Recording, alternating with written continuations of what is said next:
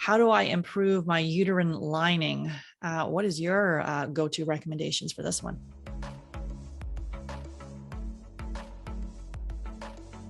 Hey there, welcome to Ask the Fertility Experts, a daily Q&A show where we'll be answering your fertility questions. I'm Sarah Clark, founder of Fab Fertile. We specialize in low AMH, high FSH, diminished ovarian reserve, and premature ovarian insufficiency or failure. I will be joined by Dr. Tabatha Barber. She is triple board certified in obstetrics, gynecology, menopause, and functional medicine. If you have a question, simply go to Fab Fertile Inc. on Instagram, leave me a DM and drop your question there, and we will answer your question on an upcoming show. That's Fab Fertile Inc. on Instagram. Take care. Get a lot of questions about this next topic. So how do I improve my uterine lining? What is your go-to recommendations for this one?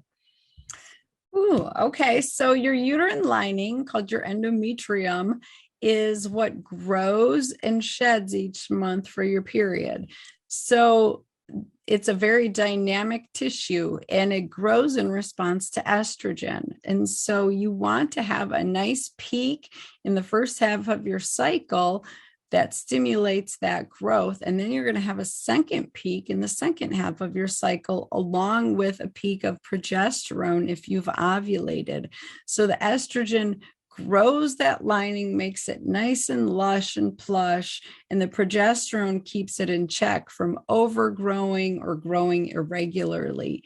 And so the key is to really get that menstrual cycle, those hormones where they need to be at. And that can take some time, and it's different every month. So your estrogen and progesterone production change every month, depending on what your thyroid's doing, what your adrenal glands are doing. Are you having inflammation in your gut or pelvis? So many things are affecting your body's ability to make the appropriate levels of estrogen and progesterone. So the big things with your endometrial lining is get your hormones balanced, decrease the inflammation in your pelvis, more importantly in your gut, because that's where a lot of it is stemming from. And I will just mention, a lot of women have a dysfunctional uterine lining from long-term progesterone use. If you're on progestin-only IUDs like Mirena, Kylena, Skyla, it thins that lining out and prevents the growth long-term, and that can be difficult to come back from. Sometimes it doesn't want to start growing again.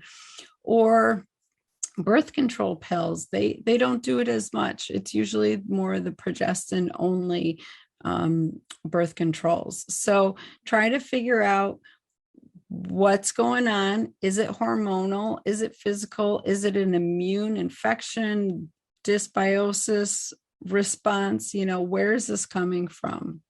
Yeah. Bottom line, dig deeper, because I think a lot of times we'll, be in the middle of a cycle, they may cancel it because the lining is too thin, and then very kind of like, oh my goodness, what do I do? And it's just like, oh wait, drink more water, or, these like, there's some decent recommendations, but then if there's an underlying issue that hasn't been addressed, and you're spending tens of thousands of dollars over here only to be told that the cycle's canceled, extremely frustrated, and then like myopically focusing on this uterine lining, and there could be all sorts of other reasons why. Well, yeah, I mean, when you're talking about IVF, forever we used Clomid to induce ovulation. And now we understand that Clomid thins out the lining in a lot of women. And so now we're moving over and using Femara as more of the first line treatment. And I would, if you're doing IVF, find out, could this potentially be thinning out my lining and causing this implantation to not happen? I think that's key. Thanks so much for being here. If you've got a question that you want answered, simply go to Fab Fertile Inc. on Instagram, send me a DM, and we will answer your question on an upcoming show. That's Fab Fertile Inc. and send me a DM. And please refer to our disclaimer below. Take care.